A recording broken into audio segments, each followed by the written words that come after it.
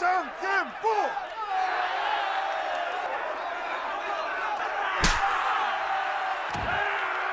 कहानी की शुरुआत में हम जेल के अंदर एक लंबे और मजबूत आदमी को देखते हैं जो बाकी कैदियों के साथ थप्पड़बाजी का मुकाबला कर रहा होता है। देखने में ये आदमी हमें काफी ताकतवर नजर आ रहा था, लेकिन जैसे ही उसके साथ मुकाबला कर रहा मोटा आदमी शिक उसे एक थप्पड़ मारता है, वो चारों खाने चित्त हो जाता है। जिसके बाद शिक खुद को जेल का सबसे ताकतवर कैदी मान लेता है, क्योंकि कोई भी उसकी ताकत देखकर अब उसके साथ मुकाबला करने को तैयार नहीं था। लेकिन तभी अचानक कैदियों की भीड़ के बीच से एक दुबला पतला मासूम चेहरे वाला लड़का ह्युनसू उसके साथ मुकाबला करने के लिए आगे आता है, जिसे देखकर सभी के सभी कैदी उसका मजाक उड़ाने लगते हैं। सबको लग रहा था कि ये बच्चा तो फूंक मारने से ही उड़ जाएगा, लेकिन फिर भी ये मुकाबला करने आ गया। लेकिन ह्युनसू को शिक से जरा भी डर नहीं होता और वो मुकाबले के लिए तैयार होता है। और हाँ, ह्युनसू कोई आम लड़का नहीं है, जिसके बारे में हम आगे जानेंगे। खैर, शिक और ह्युनसू पहले थप्पड़ मारने के लिए स्टोन पेपर सिजर्स खेलते हैं, जिसमें ह्युनसू हार जाता है और पहला थप्पड़ उसी को खाना पड़ता है, जो इतना जोरदार था कि वो पूरी तरह से लड़ खड़ा जाता है।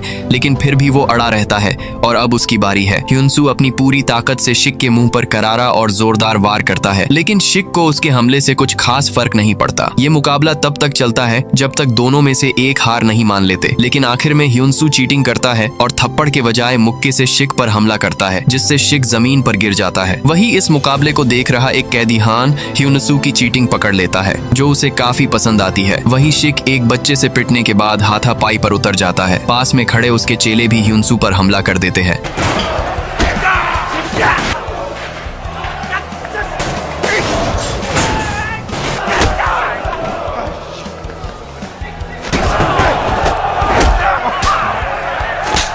이렇게 이 새끼야 ह्युनसू भी बड़ी चालाकी से उनके साथ अकेले लड़ रहा होता है कि तभी गार्ड वहां आकर उनकी लड़ाई रुकवाते हैं और ह्युनसू को मारपीट करने के लिए काल कोठरी में डाल देते हैं। कुछ देर बाद हान उसके पास आता है और उसे समझाता है कि तुम अभी यहाँ नए हो, इसलिए तुम्हें पंगा नहीं लेना चाहिए, और तुमने जिसे आज पीटा है वो बेहद खतरनाक कैदी है, इसलिए तुम्हें थोड़ा संभल कर रहना चाहिए। जिसके बाद हान वहाँ से चला जाता है। अगली सुबह एक कैदी ह्युनसू से कहता है कि शिक और उसकी गैंग अब दोबारा उससे उलझने की कोशिश नहीं करेंगे, क्योंकि हान ने शिक और उसकी गैंग को वार्न किया है कि वो भूलकर भी या गलती से ह्युनसू पर हमला ना करें। ह्युनसू पूछता है कि हान है कौन। वो कैदी उसे बताता है कि हान इस जेल में नियम बनाता है और वो यहाँ का लीडर है, और असल में इस जेल के कैदी ही नहीं बल्कि बाहर भी लोग उससे डरते हैं, क्योंकि वो एक बहुत बड़े माफिया गैंग का बॉस है। और इस जेल में ये ताकत उसे उसके बाहरी नाम से नहीं बल्कि उन लड़ाइयों से मिली है जो जेलर खुद करवाते हैं, जिसे जीतने वाला यहाँ राज करता है। और हान आज तक एक भी मुकाबला नहीं हारा, इसलिए किसी ने कभी उसके खिलाफ जाने की हिम्मत नहीं की। और वो यहाँ एक कैदी की तरह नहीं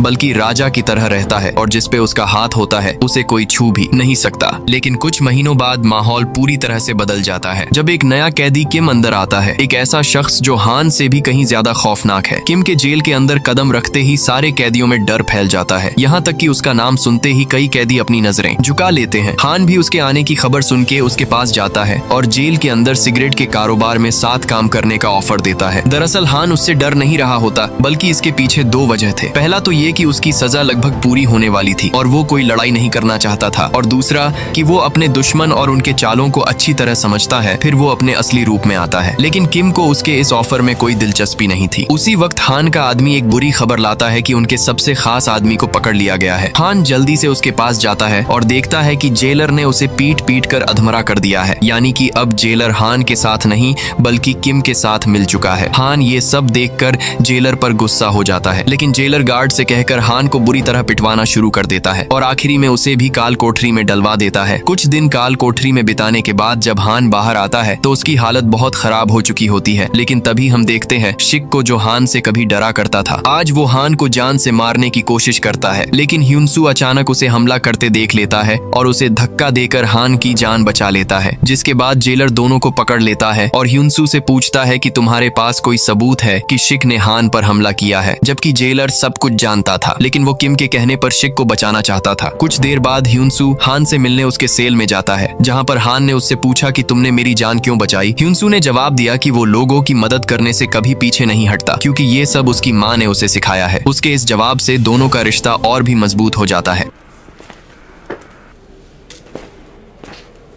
अगले दिन दोनों सीधे जेलर के पास जाते हैं। ह्युनसू जेलर से कहता है कि उसे स्मगलिंग की रिपोर्ट करनी है, जो कई दिनों से इस जेल में खुलेआम हो रहा है। ह्युनसू कहता है कि उसके पास इस चीज का सबूत भी है, जिसे देखकर जेलर के पैरों तले जमीन खिसक जाती है। दरअसल ये सब हान ने ही ह्युनसू को जेलर से कहने को कहा था। उस फोटो में जेलर भी साफ नजर आ रहा था। ये सब देखकर जेलर ह्युनसू को थप्पड़ मार देता है। हान भी जवाबी तौर पर जेलर को थप्पड़ मारता है और उसे धमकाते हुए कहता है कि अगर उसके आदमियों ने इन फोटो को जांच कमेटी को भेज दिया तो सबसे पहले जेलर पे ही सवाल उठेंगे और उसकी कुर्सी भी चली जाएगी। बुरी तरह फंसने के बाद जेलर आखिरकार दोबारा हान की साइड हो गया। वहीं ये खबर सुनते ही किम की हालत पतली होने लगी थी। हान ने भी मौका देखकर किम और सिक को जेल के किचन में बंदी बना लिया और उन्हें टॉर्चर करना शुरू कर दिया।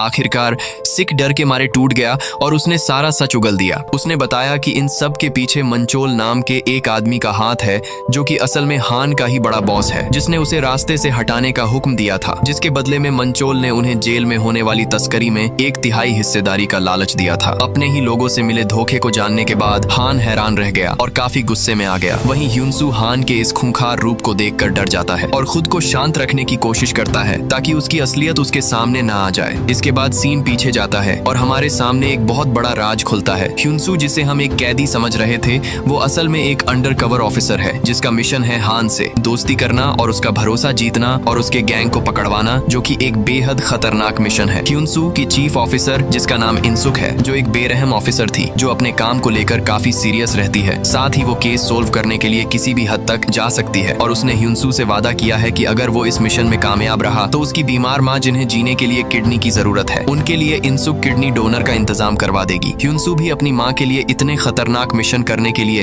राजी हो जाता है। सीन शिफ्ट होता है जहाँ ह्युनसू ने पूरी तरह से हान का भरोसा जीत लिया था। इसी बीच ह्युनसू को इंसुक का फोन आता है, जो बताती है कि उसकी माँ के लिए डोनर मिल चुका है। साथ ही वो उसे उसका मिशन याद दिलाती है और उसे पूरा करने को कहती है। कुछ देर बाद हान से मिलने उसके बॉस का भतीजा ब्युंग आता है, जो हान का दोस्त है, जो अपने चाचा से गहरी नफरत करता है, क्योंकि उसके चाचा ने उसे एक बार सबके सामने उसे बुरी तरह कूट दिया था, जो उसे पसंद नहीं आया। ब्युंग को पता चल चुका था कि उसका चाचा हान को मारना चाहता है, इसीलिए ब्युंग अब हान के साथ मिलकर उसके पूरे माफियागिरी को साफ करना चाहता है। हान भी उसकी साइड हो जाता है, लेकिन पूरी सावधानी के साथ, क्योंकि उसे ये अच्छे से पता था कि उसके गैंग के लोग किसी के सगे नहीं हैं। यहाँ तक कि उसे ह्युनसू पर भी शक था, जिसके बारे में हान ने पहले ही ब्युंग को पता लगाने को कहा था, लेकिन वो उसके बारे में कुछ खास पता नहीं लगा सका। दूसरी तरफ ह्युनसू काफी खुश था इस बात से कि आखिरकार उसकी माँ अब ठीक हो जाएगी, लेकिन उसकी ये खुशी ज्यादा देर नहीं टिकती। अगले ही पल उसे पता लगता है कि उसकी माँ का एक्सीडेंट हो चुका है और वो ह्युनसू को छोड़कर जा चुकी है। इस खबर से ह्युनसू पूरी तरह टूट जाता है। हान भी उसे इस तरह से टूटा हुआ देख परेशान हो जाता है। खुद को शांत करने के बाद ह्युनसू ने इंसुक को फोन किया और उससे गिड़गिड़ाते हुए कहा कि उसे एक दिन के लिए जेल से निकलवाया जाए, ताकि वो अपनी माँ के अंतिम संस्कार में शामिल हो सके, क्योंकि उसकी माँ ही थी जो उसके लिए सब कुछ थी। लेकिन जैसा कि हम जानते हैं, इंसुक एक बेरहम औरत है और उसके लिए सबसे पहले उसका मिशन आता है, इसलिए वो साफ साफ मना कर देती है। ह्युनसू लगातार उसके सामने रोता है, लेकिन वो उसकी एक नहीं सुनती। आखिरी में ह्युनसू ने धमकी दी कि अगर उसे नहीं छोड़ा गया तो वो हान को सब कुछ बता देगा, लेकिन इंसुक उल्टा उससे कहती है कि अगर उसने ऐसा किया तो उसका पुलिस रिकॉर्ड मिटा दिया जाएगा और वो एक मुजरिम बनकर जेल में सड़ता रहेगा। ह्युनसू सोच भी नहीं सकता था कि उसकी चीफ इतनी घटिया किस्म की ऑफिसर है। ह्युनसू इस बात से इतना ज्यादा गुस्से में था कि जब हान उसके दर्द को कम करने उसके पास आया तो पहले उसने हान को जाने को कहा, लेकिन जब वो नहीं गया तो उसने हान के साथ मारपीट करना चालू कर दिया।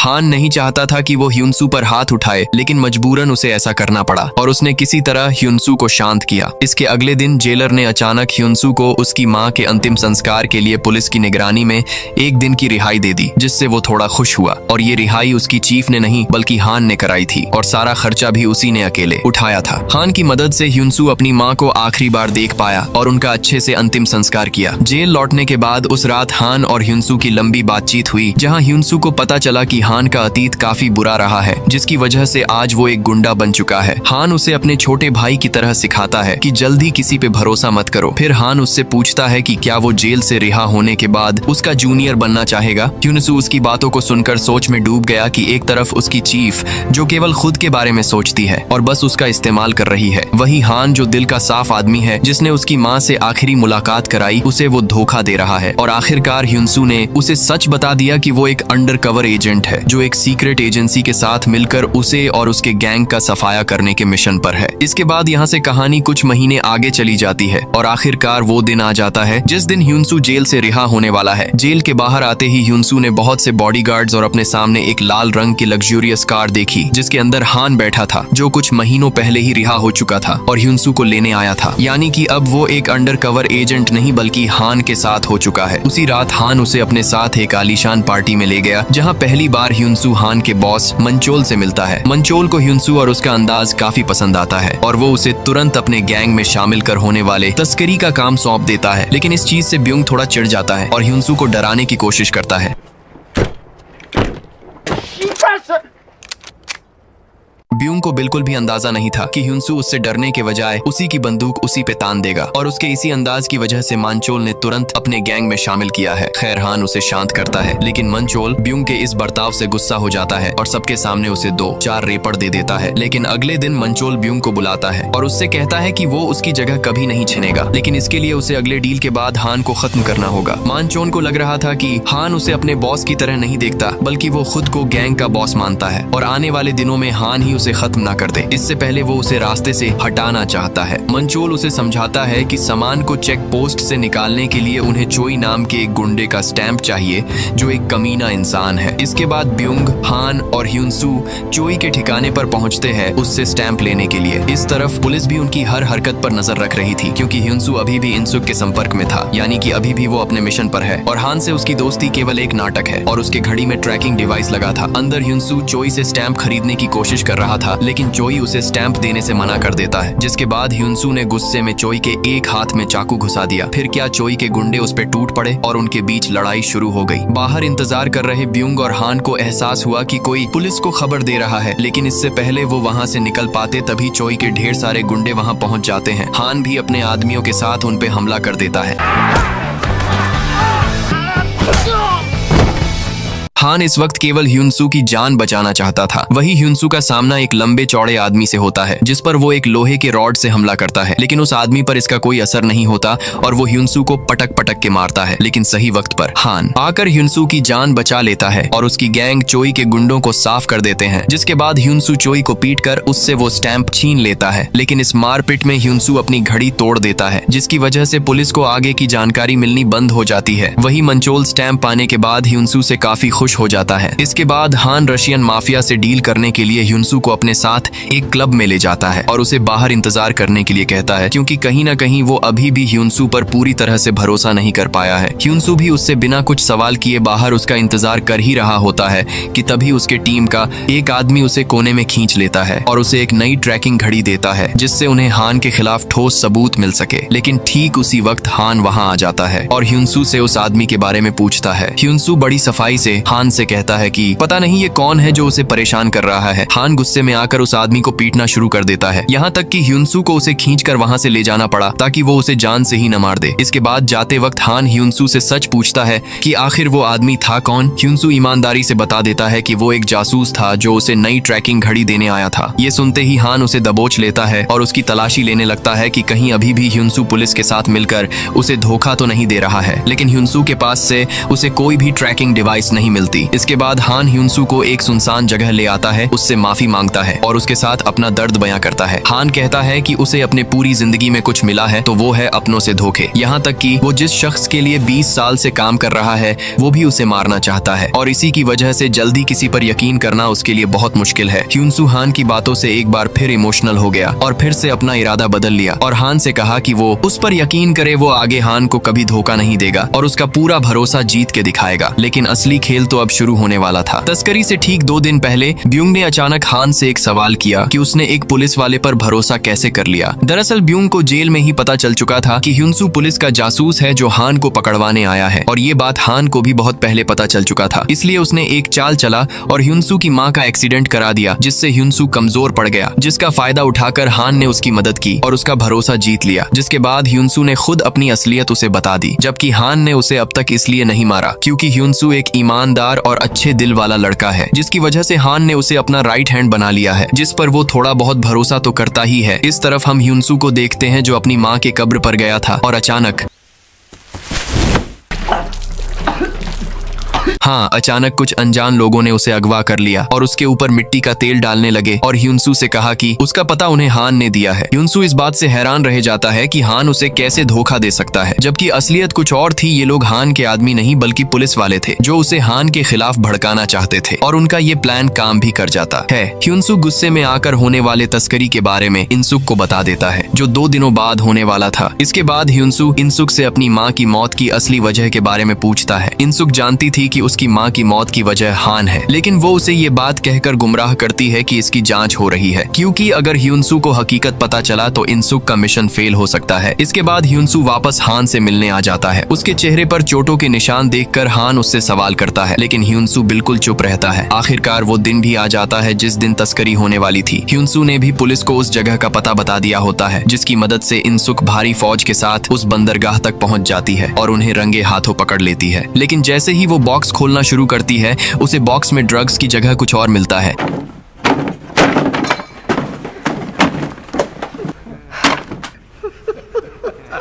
दरअसल ह्युनसू ने हान के साथ मिलकर उन्हें गुमराह कर दिया था और पहले ही सारा ड्रग्स समुद्र में फेंक दिया था। कोई सबूत न मिलने की वजह से इनसुक के पास उन्हें छोड़ने के अलावा कोई चारा नहीं बचा था। इसके बाद मंचोल और हान तस्करी पूरा होने के बाद जश्न मनाते हैं, लेकिन जैसे ही मंचोल हान को शराब उठाने के लिए कहता है, हान उससे कहता है कि वो मुर्दों के साथ शराब नहीं पीता। मंचोल को कुछ समझ आता इससे पहले।